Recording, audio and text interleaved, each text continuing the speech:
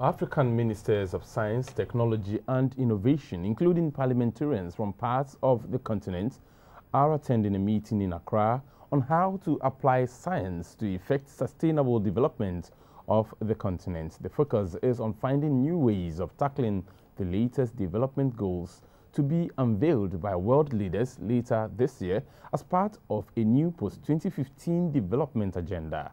Underlying the paradigm shift is science and technology, long talked about but drowned by easy-to-reach solutions.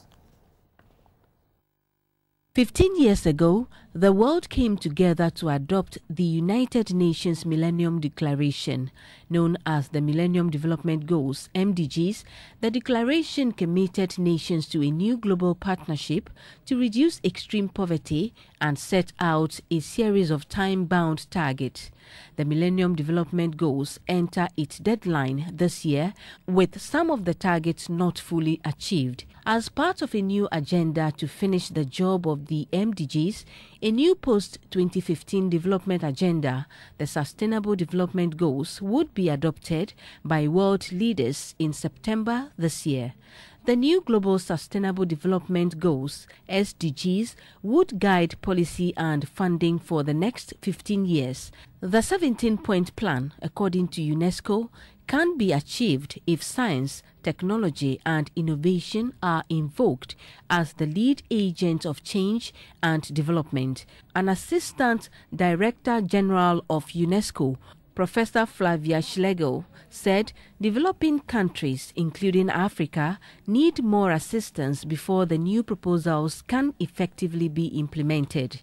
I believe it is high time we unleash the African lions by investing in science, technology and innovation with the aim to eradicate poverty and to push the rich natural resources of this continent higher up in the value chain, and as such, generating economic growth, jobs, and prosperity for all Africans.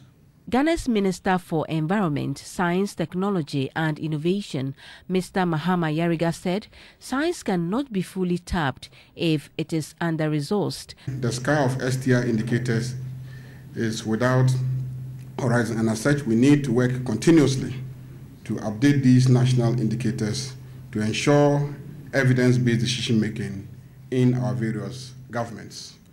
A Minister of State at the Presidency, Mr. Akwesi Oponfosu, who represented the Vice President, Kwesi Emisa-Arthur, said Africa fell short of achieving the MDGs, but that should not happen when the Sustainable Development Goals come into effect. As we move into post-2015, Africa needs that strategic focus on science, technology, and development.